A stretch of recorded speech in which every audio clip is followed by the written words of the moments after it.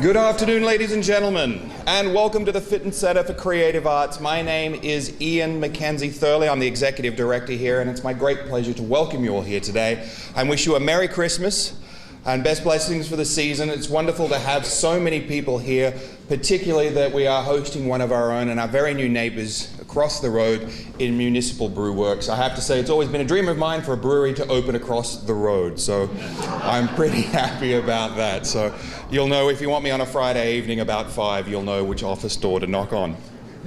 Lots and lots of things going on here at the Fitton Centre.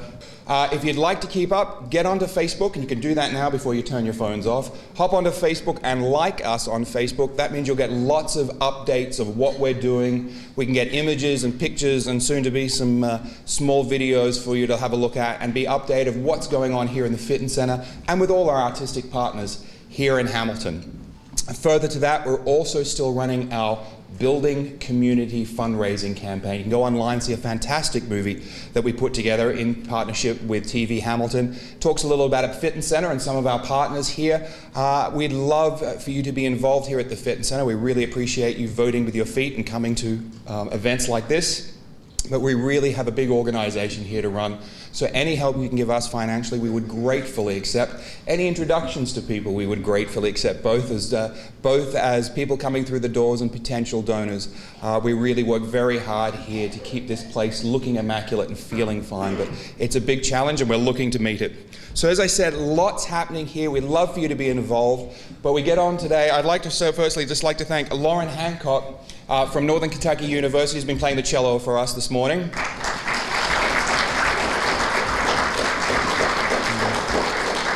We're really trying to mix it up this year with our Celebrating Self and encouraging young artists. As I said, Lauren is there over at Northern Kentucky University studying music, and we've got some more people coming throughout the tri-state for our Celebrating Self series, which continues on to next month. And we do have our murder mystery whodunit with the incomparable Mr. Richard O. Jones, who is also with us today. Will be with us again next month to speak. We're looking forward to that. Richard is a fantastic supporter of the Fitton.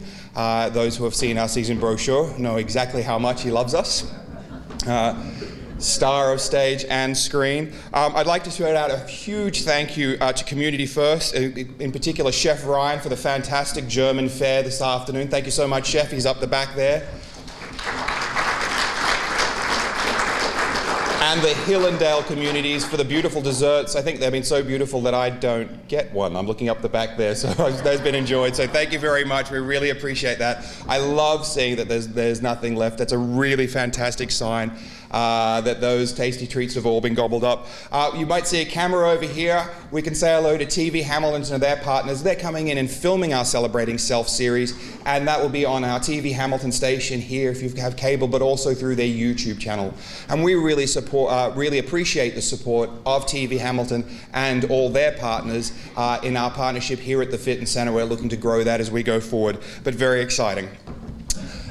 But that's enough of mine and my church announcements. The big thing you wanted to come here today is hear about beer. I think the big thing everybody really wanted to do today was drink beer, let's all be honest. But the boys are going to speak a little bit more to that, what's going on over the road, but it speaks very, very greatly to what's happening here in Hamilton. And I'm sure the gentleman here will allude more to this. There's great brewing tradition here in Hamilton, but this city is in a rebirth. It is growing every single day. We've got some gentlemen here from the Hamilton Mill who can testify to that. We have companies wanting to base themselves here in Hamilton, and that's technology, that is the arts, that is social services, that is healthcare, and that is also entertainment and beverage service going throughout the city. It's speaking volumes to what's happening here. And to see the brewery come here is another one of those very, very big flags that are going in the sand. And we are really, really proud to have them as our neighbours. We'd love to support them. We'd love for you to support them as you come to the Fitton Centre to grab yourself a drink or meet for somebody after a show. It's really important to the vitality of a city and an arts centre. So we're really, really appreciative of that and great to see them here. So I would like to introduce to you Mr. Sean Willingham, who is the head brewer, what a great title, head brewer and the owner over here at Municipal Brew Works, is going to introduce you to his team, and you're going to have a chat with him today, and there's going to be some time for some questions afterwards. So ladies and gentlemen, Mr. Sean Willingham. I really like how he talks and says my name. So, Mr. Willingham. Yeah. So, hey, we trying to figure out what I was going to talk about today, and trying to figure out what my audience was going to be, and that kind of thing. So, I kind of stumbled a lot trying to figure out what I was going to say.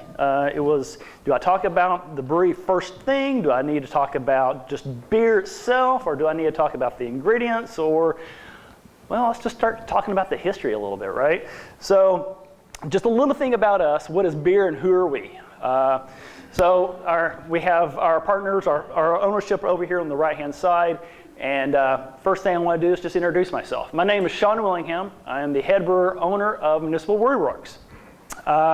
This industry, our brewery's been in the infancy for about 2 years. And so it's just been hurdle after hurdle trying to get things done and get things accomplished, but we're there.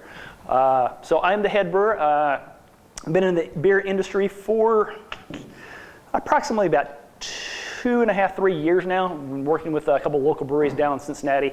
I did some collaborative stuff here and there up in Michigan. So, other background about myself, I am a UC Air Care flight nurse.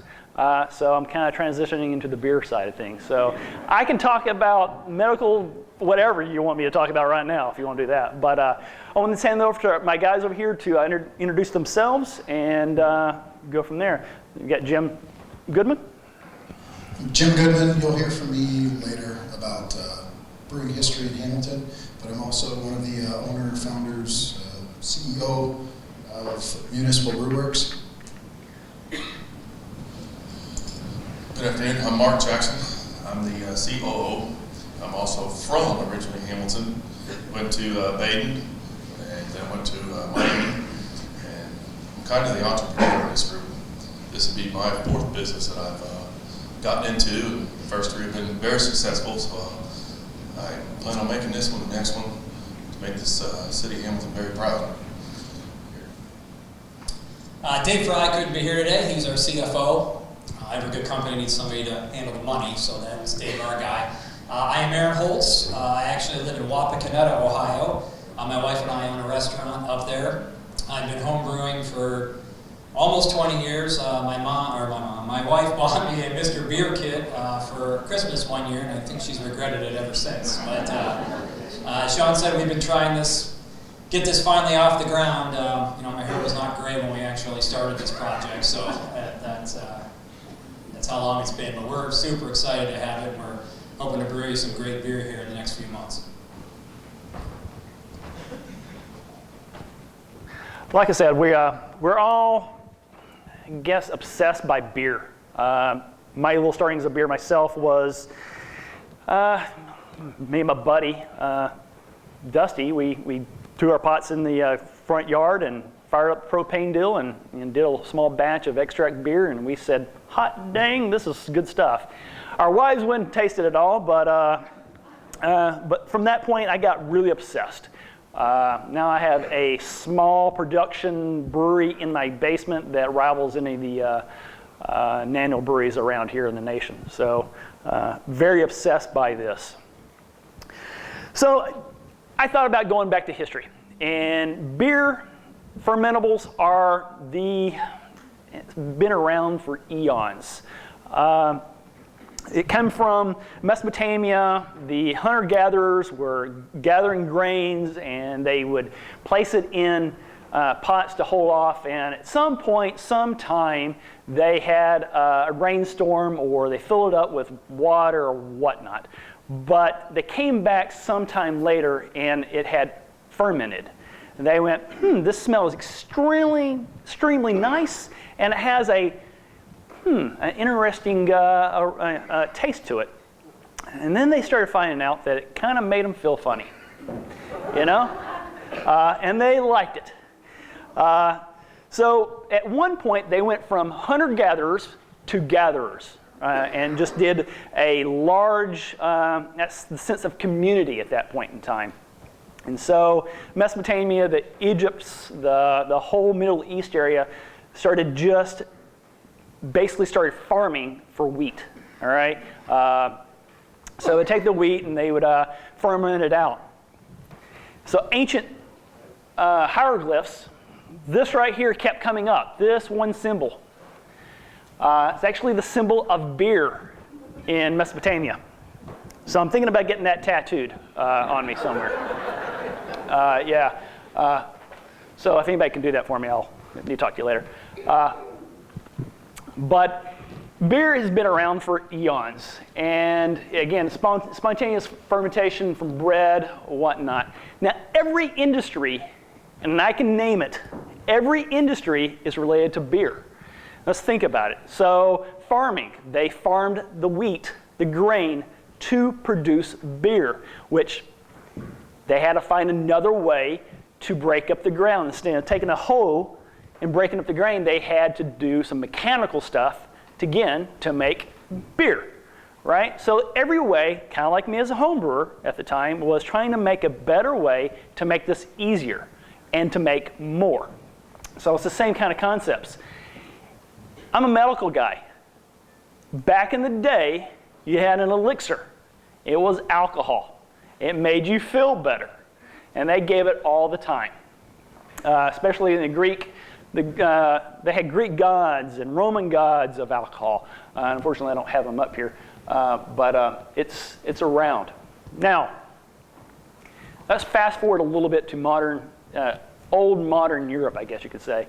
And religion got into it big time. And so you have your monks fermenting great ales. And it started becoming a way of a little bit of a cash flow for them also to help promote their ministry. Artisans and that kind of thing was really good. But then you had government. And government came back around and said, hey, is this safe? Well, it's better than the water that they were drinking. The water made them extremely, extremely ill because it wasn't it wasn't sterilized or purified. But beer was, or fermentables were, because of the alcohol content in the fluid. And so, from medieval times in Mesopotamia and the Egypt area, even kids at whatever age, it was better for them to drink that fermentable liquid than drink the water. Now, this is not your 8% alcohol. This is not your 12% wine. This is 3% alcohol volume of fluid. So very, very minuscule. But it was better than drinking their water. Well, then government said, hey, we need to get into this. And especially the Germans said, we need to make sure we make it pure and regulated. So there's two of them that came about. And the Munich ordinance said beer can be only made with barley, hops, and water. And then the Reinheitsgebot came about and said it had to be more of purified grains and the water and the hops. Well, the funny thing is, they still at that point in time had no clue how they were fermenting this. They had no clue. The funny thing is, it leaves out one massive ingredient. And what is that? Yeast. And that, we don't make beer. I don't make beer. The yeast makes the beer. That's your thing that you have to you have to pamper, and they're funny, and you have to really take care of the yeast. So that was a big thing. So this just goes back to more of the Industrial Revolution. So they try to figure out that the grains itself made the fermentables. Well, then if you roasted it a little bit, give you different temperature and different taste. So the Industrial Revolution happened, right? So now you can kiln the grains to make them a different flavor, a different texture. Pasteurization came about to help with fermentation or cleaning of the beer itself. You might think it was about the milk, but it was really for the beer.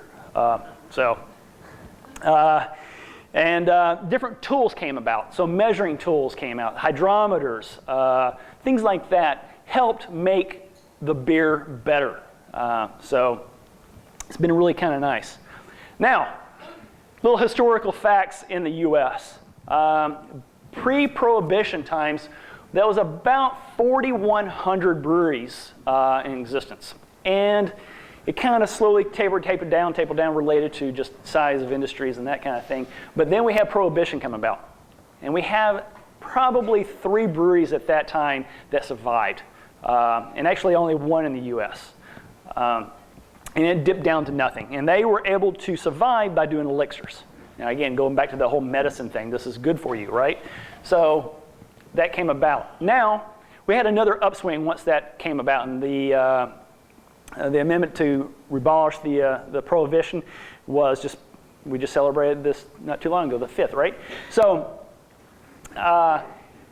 beer came back around. We have the big 3. They've been doing mass-produced beer, and it's been that way for as long as we can remember. Back in the 90s, upswing of craft beer came about. Craft beer was labeled small batch beers, basically what we're going to be doing.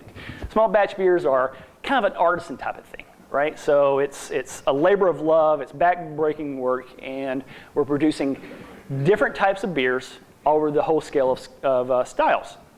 Well, that came about in the 1990s, or actually in the 70s, and didn't really catch on very well. Started another upflux in the 90s. The 90s had some great craft breweries out there, and unfortunately, they did not really survive so much. They had probably 50 to 100 of them, and nowadays there's probably, who survived that area, are about 20 of them. So you're looking at your Sierra Nevadas, your, who else am I all of a sudden blinking? Deschutes and Great Lakes, that kind of thing. Those, if they were able to survive that small bubble, then they have done very well for themselves. Well, back in the now 2000s, late 2000s now, the craft beer industry has just blossomed. And so right now, we're reaching about 4,200 breweries that are labeled on the books in the US. So we just surpassed pre-Prohibition brewery numbers. That's phenomenal. There is some phenomenal beer out there. A lot of good collaborations between different breweries and that kind of thing. It's phenomenal. And this is not the first time that craft beer has been there. George Washington made it illegal to tax the heck out of the British beer system. So it brought the US beer market to fruition. So it's kind of going drink local, do stuff local, and this is our whole mantra. Stay local as best as possible. So way to go, George. This is not indicative just to the US. We have massive numbers in Canada and the European Union. Those are blowing up just as much as we are. Reason why is because they're seeing what we're doing. They're seeing that, they enjoy a different beer. They're kind of in England, their standard beer is the old ale. It's an old hand engine, very malty, but then they're starting to get this taste for the hop. And if anybody, have any hop heads here, they like that little bit of bitterness and a little bite to their beers. And they are starting to really pick up on that. Germany still has to go by the Reinheitsgebot laws, but they're starting to phase that out a little bit and do some more craft breweries. I want to hand this over to Jim to do some history of the Hamilton and go from there. I never thought I would be the calm guy in the group. But Sean mentioned some very interesting things about beer, about the history of beer, about kind of what we're trying to do with the city of Hamilton and being a local and trying to centralize and do everything locally. And that has been kind of our mantra throughout is, one of the things we saw was over 4,000 breweries prior to Prohibition. The population in the United States wasn't even close to what it is right now, and we have just surpassed what we were. So, given the large population now in the United States, and we have just surpassed in the amount of breweries, there's still plenty of room out there for other craft brewers. It is a labor of love. It is an art. If you I look at it very similar to the way chefs operate and the way they cook. I think there's a big similarity there between what you do. The other thing Sean mentioned was about some of the different styles. This is actually a little book of beer styles, and I've got some stuff up here that you can take a look at when we're all done. There's a great tasting book if you want to learn more about it by Randy Mosier called Tasting Beer. There's also books about the various ingredients, the Oxford Companion to Beer, and then this is something we're part of the Cicerone program. So if you've heard of sommeliers are to wine as cicerones are to beer, and this is one of these style books. So when you think about the big three brewers, really what they end up doing is they're creating one style. These are the other styles, and these are the styles that we hope to make more of to entice the palates and the tastings and do food pairings and all that fun stuff.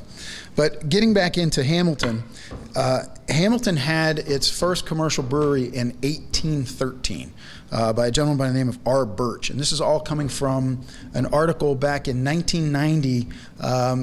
Jim Blunt wrote a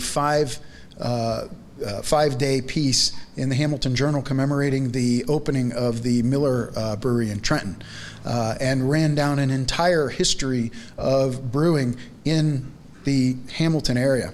And I found it fascinating because there is such a huge history here in Hamilton, but yet we haven't had a brewery here in close to, well, over 50 years, 70 years, close to 80 years, yeah. So R. Birch opens up this commercial brewery in Hamilton in 1813. There's not a whole lot of history behind that. He actually is doing an English style beer, an English ale. Doesn't go over very well because the area is predominantly made up of Germans, and the Germans want their lagers. And so in the 1839, John Sohn, who is a native of Germany who lives here, opens up the first true commercial lager brewery in the area. This operated until 1865 when he realized, you know what, I can make more money producing malt. This area, because of the German heritage of the Cincinnati area and the lagering tradition, really put an emphasis on brewing. In order to brew, one of the materials you need is barley, malted barley. Malted barley, or barley itself, was a huge cash crop for all of Butler County for much of 50 years from the mid-1800s and on. In fact, some of the numbers are kind of astounding. But for over those 50 years, Butler County ranked first or second annually every year in barley production. It had over 9,000 acres, produced over 26.9 bushels per acre, and almost 250,000 bushels of barley were produced per year. Though that barley would then get malted, and Sean can talk a little bit about the malting process later. But that barley would get malted, which is necessary in order to brew the beer. And the city of Hamilton had 6 different maltsters. 6 businesses completely dedicated to processing this vast amount of malt that's being produced in Butler County. They would take that malt and they would ship it downriver to Cincinnati, but also supply to some of the local brewers here in Hamilton. If you fast forward just a few years, the acreage jumps from 9,000 up to almost 17,000 acres. And it puts it just behind corn and wheat for the state. Then you fast forward into Peter Schwab, and Peter Schwab started a brewery called Cincinnati Brewing Company. And the rumor is the reason why he called it the Cincinnati Brewing Company was because he wasn't sure that anybody would know where Hamilton was. So he said, you know what, we're going to call it Cincinnati Brewing Company, and he's going to make a beer, and it's going to be called a golden. I have it right here. Pure Gold. That's it. And Pure Gold has a market, and these are days before refrigeration. Pure Gold has a market that extends from Washington, D.C. to St. Louis and Detroit to Pittsburgh. And this is in the days prior to refrigeration. He gets smart because he also starts to run an artificial ice company, or a man-made ice company. And the man-made ice company starts to do 85 tons per day of ice in order to ship this across the country. He's producing now up to 400 barrels per day. And just to get an indication of that, when you hear a keg and a keg party and all that stuff, a keg is a half barrel. So when you hear a barrel, you're talking double the amount of kegs. So in 1875, his capacity was only 50 barrels a day, but that quickly sped up to 400 barrels a day by 1890.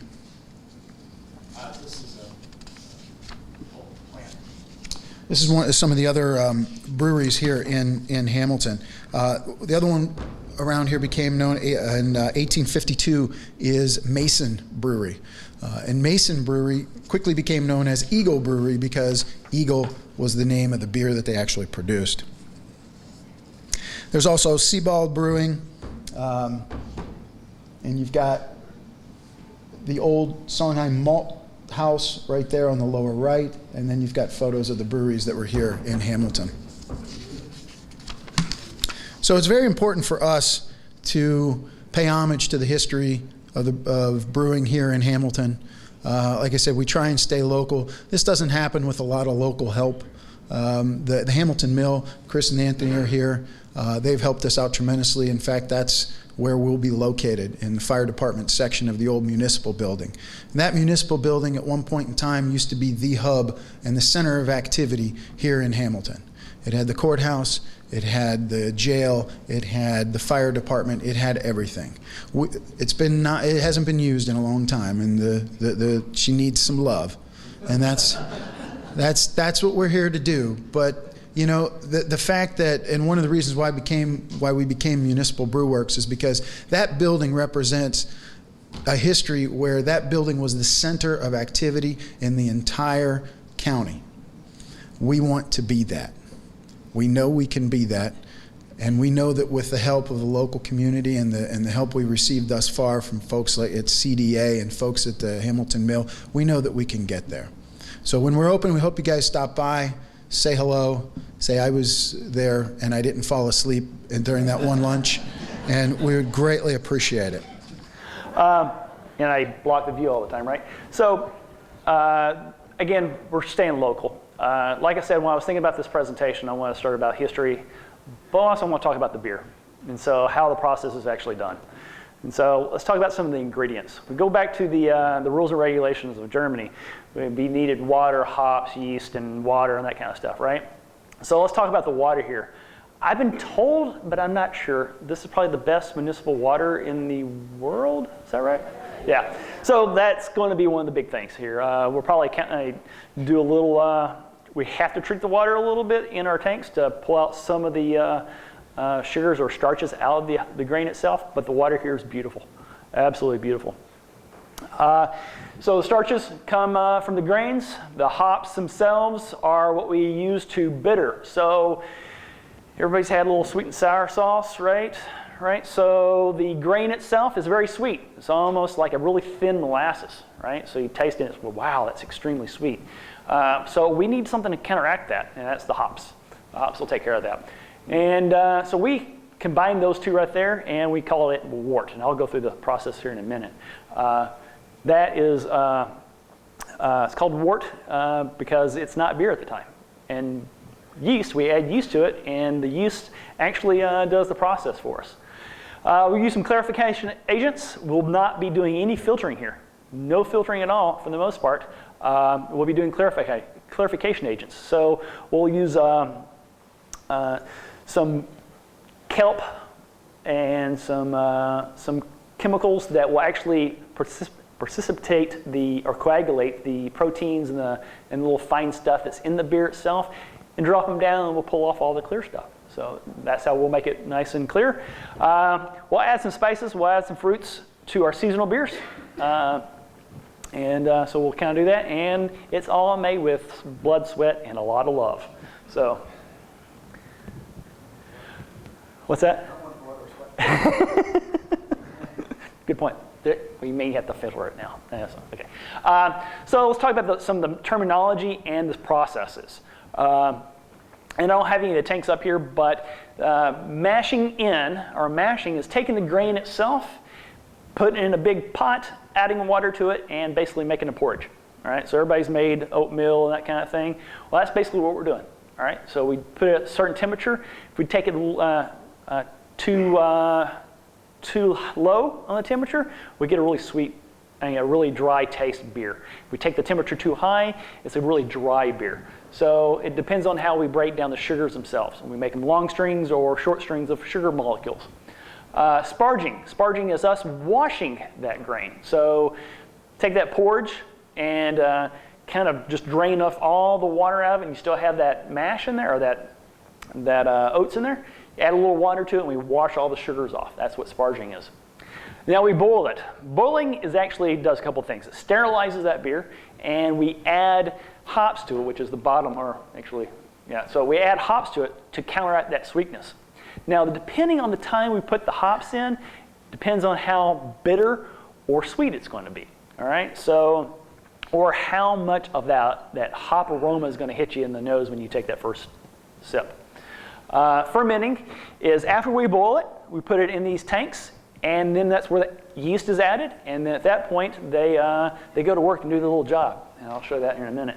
And then packaging is actually put in the keg themselves, and at some point we'll be doing some special use bottles and some canning.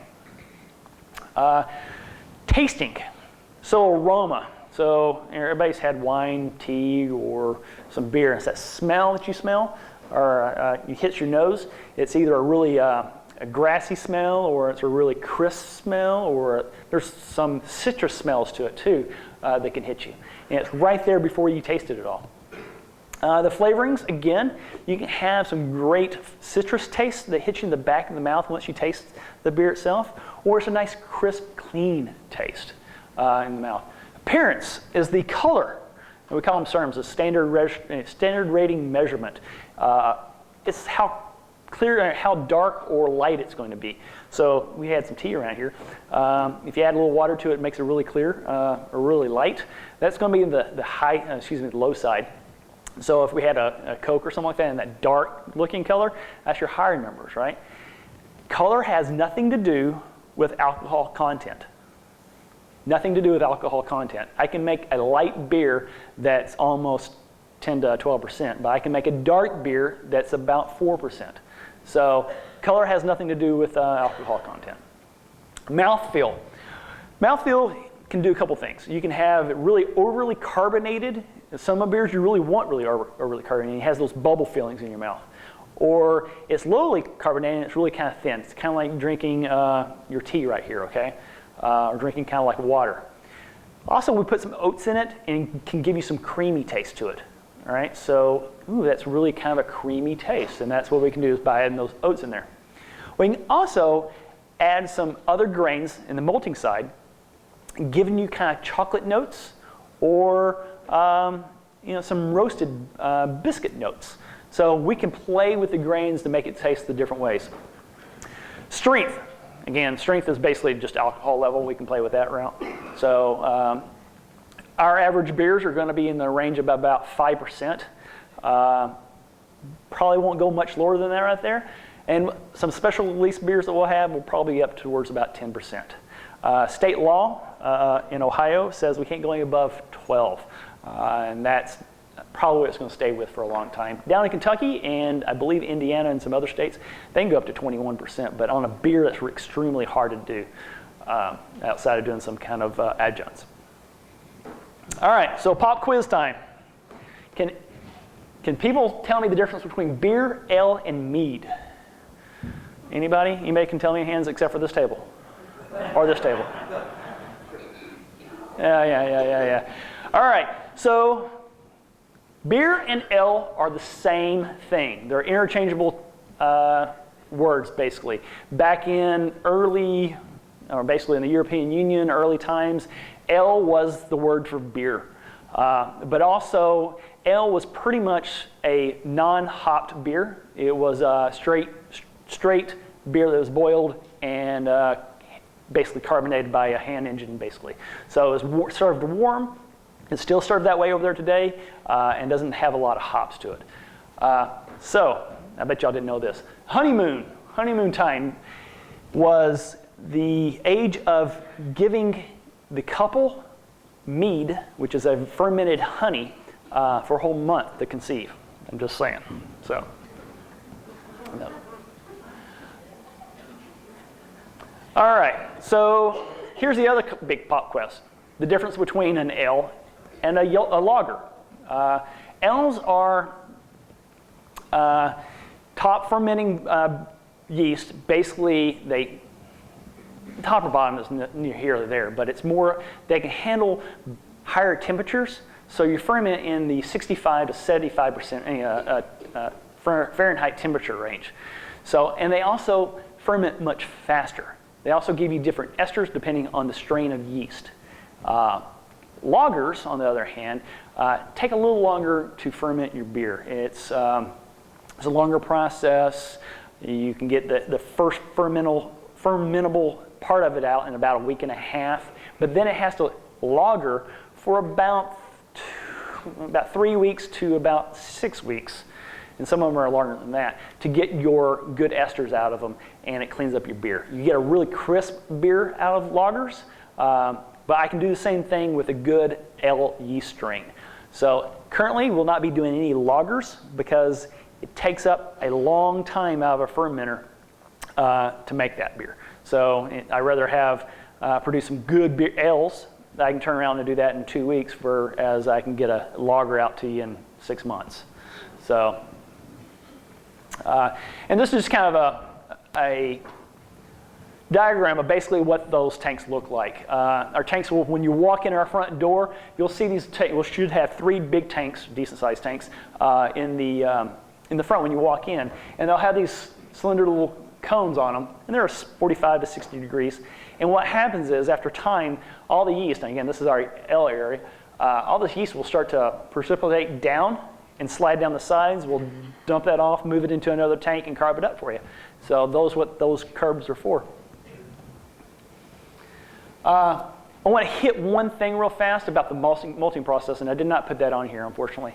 But the malting process is actually taking the grain itself, and it's the 2-row grain that you have, or 6-row out there, and that's what all the malt is used, right? So how do we get different flavors out of that? Well, if you get the 2-row, which is your basic grain, it's malted, which means it's let germinate for a short period of time. And what that does is actually convert some of the sugars in the seed itself, or the grain itself, to convert. And then they stop that germination process by hitting a little heat to it. And at that point, it is grain that we can use in the brewing world. Now, if you hit it just for a little bit, it's a very light grain. If you hit it for about, between that 2 minutes to 4 hours mark, you get different notes out of it. You get a chocolate note, or you can get a roasted note, those kind of things. So that's how we get the colors out of it, and also get a lot of good taste from it. So if that makes any sense to you. So let's talk about our styles of beers that we're going to start off with. These are Municipal Brew Works beers. First thing it's going to do is going to be a nice blonde ale. It's kind of that nice, crisp, clear-looking, very approachable kind of beer that you can taste. Nice and crisp. Next one's going to be a rye ale. It's going to be it'll have a little bit of a bite to it, but not overpowering. It's going to be a nice sessionable beer. Let's put that word into context. Sessionable beer is something that's not high octane or high volume of alcohol in it, but it's easy to drink on you like to have at least 2 or 3 of them without having any kind of problems. Not feeling full, not feeling overpowered. Our white IPA is basically what you say it is. It's going to look clear, a little cloudy. It's going to look a little white, yellowish, but it's going to be an IPA. It's going to be that hop that hits you in the back of your throat a little bit, and it's going to be decently smooth. And then we're going to do a Belgian stout. A Belgian stout, everybody goes, oh my gosh, that's a Belgian. It has massive floral notes and it has this twang to it. Ours is going to be a very mild. It's very easy floral notes to it, and it's very smooth. At that point in time, those are kind of our flagships at the moment. Who knows? That may change. But we're going to also do seasonals. So we'll do some fruit beers in the summertime. We'll do maybe an Oktoberfest for the the September German festivals and maybe a wintertime ale. And then we're also going to all the time have experimental beers out there. So we'll be able to still play. We can find a good beer for you, basically. Does that make sense, guys? So that's our plan at the moment. So I want to play a little shout out to CDA and Mike Dingledine for helping us get this off the road, off the show on the road, basically. They've done a lot of design stuff for us. They've been helping us and basically holding our hands a lot of times. So this is an animation for us that we got going, and it kind of shows you what we have planned. And unfortunately, at this point in time, we'll not have these balconies, so just so you know, that's not going to be there. But our tanks and stuff will be in the back. Our fermentation vessels are actually going to be moved out a little bit, and our brew house will be in this area here. We'll still have this bar that's going to be coming across. We'll not have this garage door, but this will be all free-flowing area.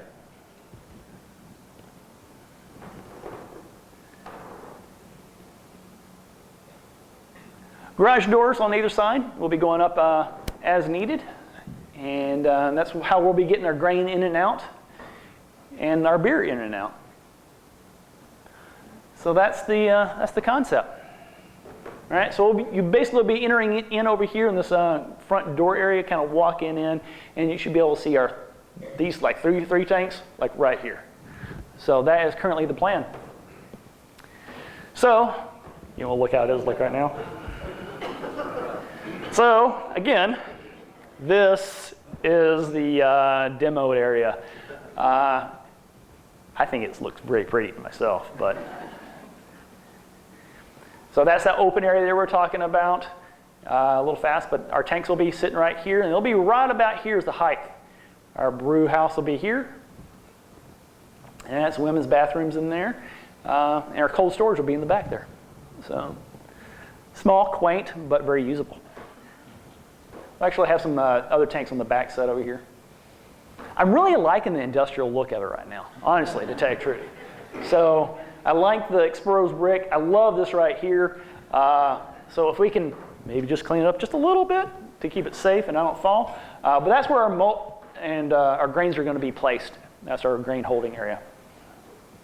And so yeah, welcome to the walk around of the build out. Hopefully we get started on the rest of the stuff on Monday. But those are garage doors that will have all patron area here. Decent size, nice and quaint.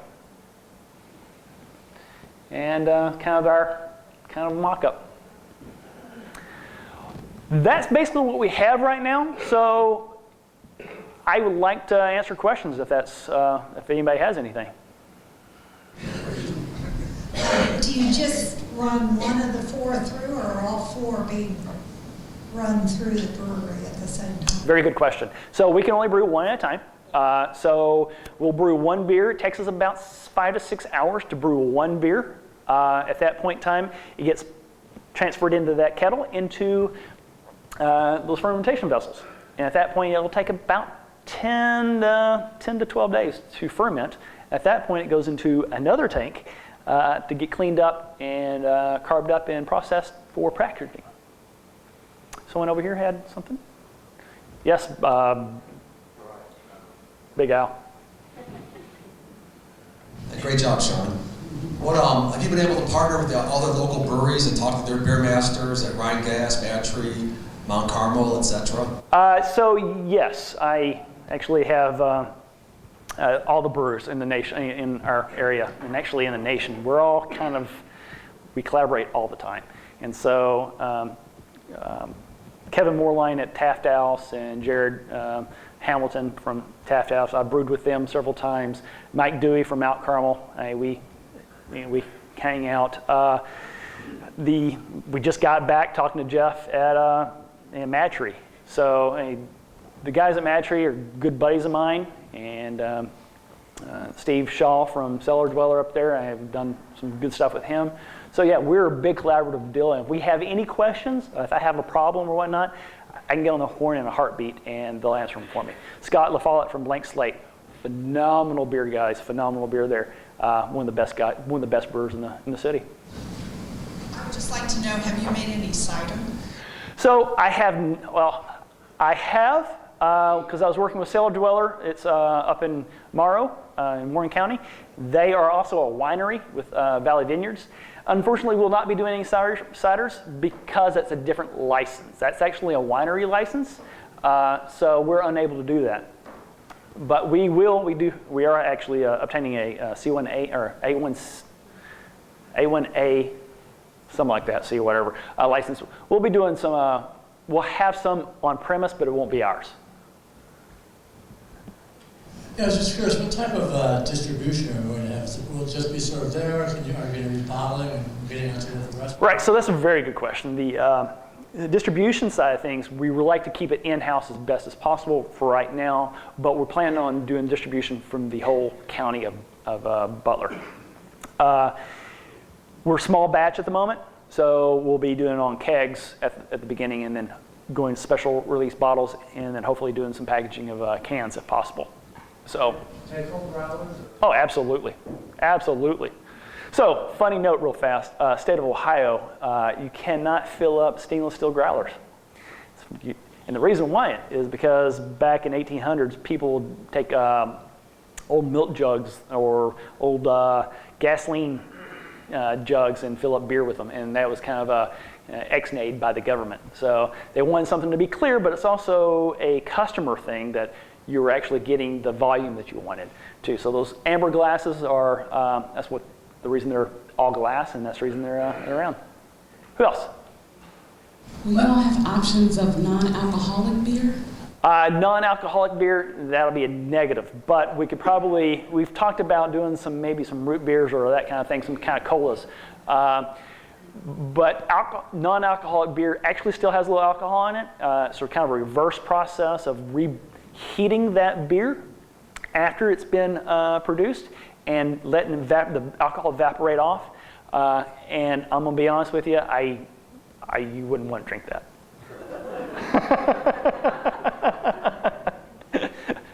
Yes, ma'am. What kind of food will you serve? That is a very, do I say that's a very good question each time? I bet I do, don't I? Okay, all right, I'll stop that. It's a very good question. No, we're not going to be doing our food. We are not having a license, we're not doing the food, but we're planning on doing similar relationships with the local restaurants around and also doing some food trucks. So we're building in some power supplies for the outside so they don't have to run their generators. But we kind of feel that we can take care of the beer side of things, but someone who's more experienced on the restaurant side, we would love to give them the opportunity to. So basically it is a tap room. You can go to Neil's Barbecue over here, good stuff by the way, get the barbecue sandwich coming in and hang out on our patio, or go to Ryan's and get a sandwich and bring it up. But right now, we'll have some kind of reciprocal relationship with them. Who else? What else? Do you have a goal when you plan to be up and running? That's a loaded question. We would like to be open in the spring of 2016. Or let me just say that, 2016. But yeah, we're hoping just because of as soon as we can. But like I don't have a date because I don't have a date. I had read or heard a while back that you're going to be partnering possibly with some nonprofit groups to have their own brew and label. Is that still in the works? I think it's been in the talks, but nothing's been concrete. This may be a strange question, but would you be serving anything besides beer to drink, like wine? Yes, we will have some small selection of wine. That's the license that we're obtaining. So, but it won't be our wine, it will be someone else's wine, yeah, exactly. What else? Anybody else? Well, I want to thank you all for letting us come and let me give the spiel and let me say that's a good question a couple thousand times. But thank you very much from the guys from Municipal Brew Works. Thank you all.